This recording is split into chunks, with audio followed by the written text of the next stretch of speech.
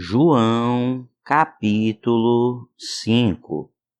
Algum tempo depois, Jesus subiu a Jerusalém para uma festa dos judeus. Há em Jerusalém, perto da Porta das Ovelhas, um tanque que, em aramaico, é chamado Betesda, tendo 5 entradas em volta. Ali costumava ficar grande número de pessoas doentes e inválidas, cegos, mancos e paralíticos. Eles esperavam um movimento nas águas. De vez em quando, descia um anjo do Senhor e agitava as águas. O primeiro que entrasse no tanque, depois de agitadas as águas, era curado de qualquer doença que tivesse. Um dos que estavam ali era paralítico, fazia 38 anos. Quando o viu deitado e soube que ele vivia naquele estado durante tanto tempo, Jesus lhe perguntou: "Você quer ser curado?" Disse o paralítico: "Senhor, não tenho ninguém que me ajude a entrar no tanque quando a água é agitada. Enquanto estou tentando entrar, outro chega antes de mim." Então Jesus lhe disse: "Levante-se, pegue a sua maca e ande." Imediatamente o homem ficou curado, pegou a maca e começou a andar. Isso aconteceu num sábado, e por essa razão os judeus disseram ao homem que havia sido curado: "Hoje é sábado, não é permitido a você carregar a maca."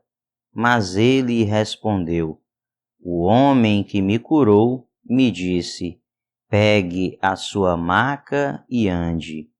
Então lhe perguntaram: "Quem é esse homem que mandou a você pegar a maca e andar?" O homem que fora curado não tinha ideia de quem ele era, pois Jesus havia desaparecido no meio da multidão. Mais tarde, Jesus o encontrou no templo e lhe disse: "Olhe, você está curado.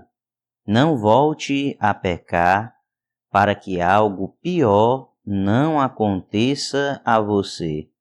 O homem foi contar aos judeus que fora Jesus quem o tinha curado. Então os judeus passaram a perseguir Jesus, porque ele estava fazendo essas coisas no sábado. Disse-lhes Jesus: "Meu Pai continua trabalhando até hoje, e eu também estou trabalhando." Por essa razão, os judeus mais ainda queriam matá-lo, pois não somente estava violando o sábado, mas também estava dizendo que Deus era seu próprio Pai, igualando-se a Deus. Jesus lhes deu esta resposta: "Eu digo verdadeiramente que o Filho não pode fazer nada de si mesmo, só pode fazer o que vê o Pai fazer, porque o que o Pai faz, o Filho também faz, pois o Pai ama ao Filho e lhe mostra tudo o que faz. Sim, para a admiração de vocês, ele lhe mostrará obras ainda maiores do que estas, pois da mesma forma que o Pai ressuscita os mortos e lhes dá vida, o Filho também dá vida a quem ele quer. Além disso, o Pai a ninguém julga, mas confiou todo o julgamento ao Filho, para que todos honrem o Filho como honram o Pai. Aquele que não honra o Filho, também não honra o Pai que o enviou. Eu asseguro Quem ouve a minha palavra e crê naquele que me enviou, tem a vida eterna e não será condenado, mas já passou da morte para a vida. Eu afirmo que está chegando a hora, e já chegou, em que os mortos ouvirão a voz do Filho de Deus, e aqueles que a ouvirem viverão.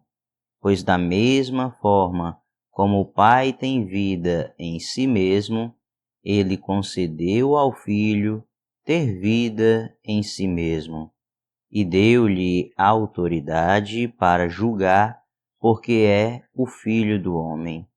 Não fiquem admirados com isto, pois está chegando a hora em que todos os que estiverem nos túmulos ouvirão a sua voz e sairão. Os que fizeram o bem ressuscitarão para a vida, e os que fizeram o mal ressuscitarão para serem condenados. Por mim mesmo, nada posso fazer. Eu julgo apenas conforme ouço, e o meu julgamento é justo, pois não procuro agradar a mim mesmo, mas àquele que me enviou. Se testifico acerca de mim mesmo, o meu testemunho não é válido. Há outro que testemunha em meu favor, e sei que o seu testemunho a meu respeito é válido. Vocês enviaram representantes a João, e ele testemunhou da verdade.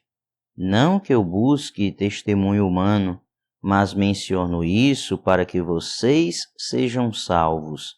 João era uma candeia que queimava e irradiava luz, e durante certo tempo vocês quiseram alegrar-se com a sua luz. Eu tenho um testemunho maior que o de João, a própria obra que o Pai me deu para concluir e que estou realizando. Testemunha que o Pai me enviou. E o Pai que me enviou, ele mesmo testemunhou a meu respeito. Vocês nunca ouviram a sua voz, nem viram a sua forma, nem a sua palavra habita em vocês, pois não creem naquele que ele enviou. Vocês estudam cuidadosamente as Escrituras, porque pensam que nelas vocês têm a vida eterna, e são as Escrituras que testemunham a meu respeito. Contudo, vocês não querem vir a mim para terem vida. Eu não aceito glória dos homens, mas conheço vocês. Sei que vocês não têm o amor de Deus. Eu vim em nome de meu Pai, e vocês não me aceitaram. Mas se outro vier em seu próprio nome, vocês o aceitarão. Como vocês podem crer se aceitam glória uns dos outros, mas não procuram a glória que vem do Deus único? Contudo, não pensem que eu os acusarei perante o Pai. Quem os acusa é Moisés, em quem estão as suas esperanças. Se vocês crescem em Moisés, creriam em mim, pois ele escreveu a meu respeito. Visto, porém, que não creem no que ele escreveu, como crerão no que eu digo? João, capítulo 6. Algum tempo depois, Jesus partiu para a outra margem do mar da Galileia, ou seja, do mar de Tiberíades, e grande multidão continuava a segui-lo, porque vira os sinais milagrosos que ele tinha realizado nos doentes. Então Jesus subiu ao monte e sentou-se com os seus discípulos. Estava próxima a festa judaica da Páscoa. Levantando os olhos, E vendo uma grande multidão que se aproximava, Jesus disse a Filipe: Onde compraremos pão para esse povo comer?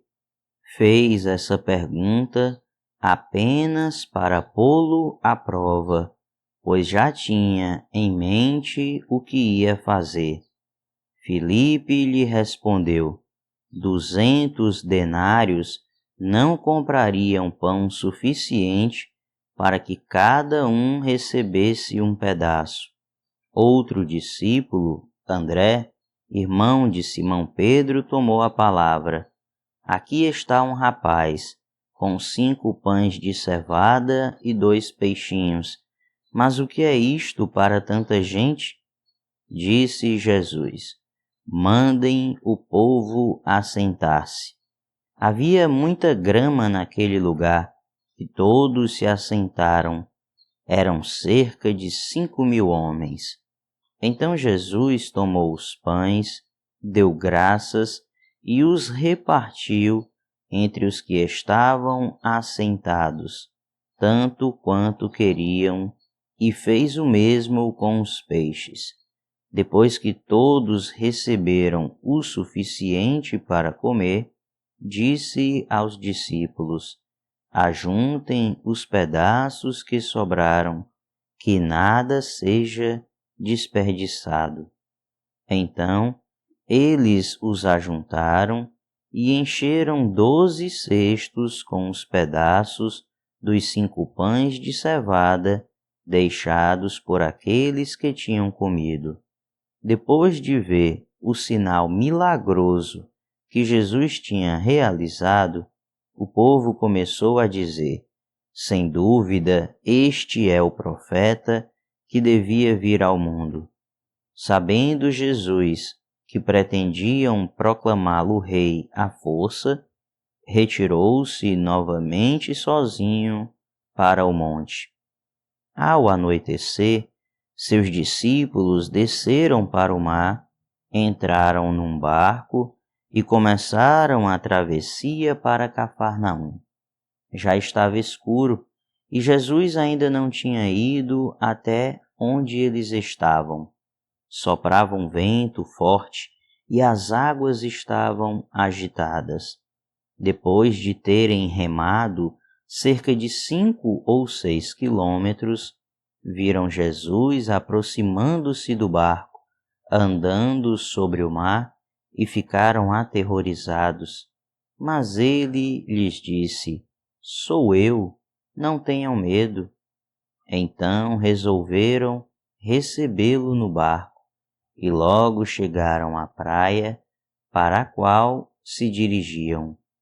No dia seguinte, a multidão que tinha ficado no outro lado do mar percebeu que apenas um barco estivera ali e que Jesus não havia entrado nele com os seus discípulos, mas que eles tinham partido sozinhos. Então alguns barcos de Tiberíades aproximaram-se do lugar onde o povo tinha comido o pão após o Senhor ter dado graças. Quando a multidão percebeu que nem Jesus nem os discípulos estavam ali, entrou nos barcos e foi para Cafarnaum em busca de Jesus. Quando o encontraram do outro lado do mar, perguntaram-lhe: Mestre, quando chegaste aqui? Jesus respondeu: A verdade é que vocês estão me procurando, não porque viram os sinais milagrosos, mas porque comeram os pães e ficaram satisfeitos. Não trabalhem pela comida que se estraga, mas pela comida que permanece para a vida eterna, a qual o Filho do Homem dará a vocês. Deus, o Pai, nele colocou o seu selo de aprovação. Então perguntaram-lhe: O que precisamos fazer para realizar as obras que Deus requer? Jesus respondeu: A obra de Deus é esta: crer naquele que ele enviou. Então perguntaram-lhe: que sinal milagroso mostrarás para que o vejamos e creiamos em ti? Que farás? Os nossos antepassados comeram o maná no deserto, como está escrito: ele lhes deu a comer pão dos céus. Declarou-lhes Jesus: digo a verdade, não foi Moisés quem deu a vocês pão do céu, mas é meu Pai quem dá a vocês o verdadeiro pão do céu. Pois o pão de Deus é aquele que desceu do céu e dá vida ao mundo. Disseram eles: Senhor, dá-nos sempre desse pão. Então Jesus declarou: eu sou o pão da vida. Aquele que vem a mim nunca terá fome. Aquele que crê em mim nunca terá sede. Mas, como eu disse, vocês me viram, mas ainda não creem.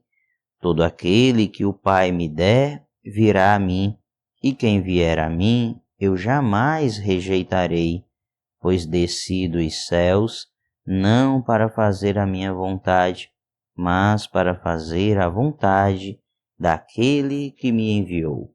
E esta é a vontade daquele que me enviou, que eu não perca nenhum dos que ele me deu, mas os ressuscite no último dia. Porque a vontade de meu Pai é que todo aquele que olhar para o Filho e nele crer, tenha a vida eterna, e eu o ressuscitarei no último dia. Com isso, os judeus começaram a criticar Jesus porque dissera: eu sou o pão que desceu do céu. E diziam: este não é Jesus, o filho de José? Não conhecemos seu pai e sua mãe? Como ele pode dizer: desci do céu? Respondeu Jesus: parem de me criticar. Ninguém pode vir a mim se o Pai que me enviou não o atrair, e eu o ressuscitarei no último dia. Está escrito nos profetas: todos serão ensinados por Deus. Todos os que ouvem o Pai e dele aprendem, vêm a mim. Ninguém viu o Pai, a não ser aquele que vem de Deus. Somente ele viu o Pai. Asseguro a vocês que aquele que crê tem a vida eterna. Eu sou o pão da vida. Os seus antepassados comeram o maná do deserto, mas morreram. Todavia, aqui está o pão que desce do céu, para que não morra quem dele comer. Eu sou o pão vivo que desceu do céu. Se alguém comer deste pão, viverá para sempre. Este pão é a minha carne, que eu darei pela vida do mundo. Então os judeus começaram a discutir exaltadamente entre si: como pode este homem nos oferecer a sua carne para comermos? Jesus lhes disse: eu digo a verdade, se vocês não comerem a carne do Filho do Homem e não beberem o seu sangue, não terão vida em si mesmos. Todo aquele que come a minha carne e bebe o meu sangue tem a vida eterna, e eu o ressuscitarei no último dia, pois a minha carne é verdadeira comida e o meu sangue é verdadeira bebida. Todo aquele que come a minha carne e bebe o meu sangue permanece em mim e eu nele. Da mesma forma como o Pai que vive me enviou e eu vivo por causa do Pai, assim aquele que se alimenta de mim viverá por minha causa. Este é o pão que desceu dos céus. Os antepassados de vocês comeram o maná e morreram, mas aquele que se alimenta deste pão viverá para sempre. Ele disse isso quando ensinava na sinagoga de Cafarnaum. Ao ouvirem isso, muitos dos seus discípulos disseram: Dura é essa palavra, quem pode suportá-la? Sabendo em seu íntimo que os seus discípulos estavam se queixando do que ouviram, Jesus lhes disse: Isso os escandaliza? Que acontecerá se vocês virem o Filho do Homem subir para onde estava antes? O Espírito da vida, a carne não produz nada que se aproveite. As palavras que eu disse são espírito e vida. Contudo, há alguns de vocês que não creem, pois Jesus sabia, desde o princípio, quais deles não criam e quem o iria trair. E prosseguiu: É por isso que eu disse a vocês que ninguém pode vir a mim, a não ser que isto lhe seja dado pelo Pai. Daquela hora em diante, muitos dos seus discípulos voltaram atrás e deixaram de segui-lo. Jesus perguntou aos 12: Vocês também não querem ir? Simão Pedro lhe respondeu: Senhor, para quem iremos? Tu tens as palavras de vida eterna. Nós cremos e sabemos que és o Santo de Deus. Então Jesus respondeu: Não fui eu que os escolhi, os 12? Todavia, um de vocês é um diabo. Ele se referia a Judas, filho de Simão Iscariotes, que, embora fosse um dos 12, mais tarde haveria de traí-lo.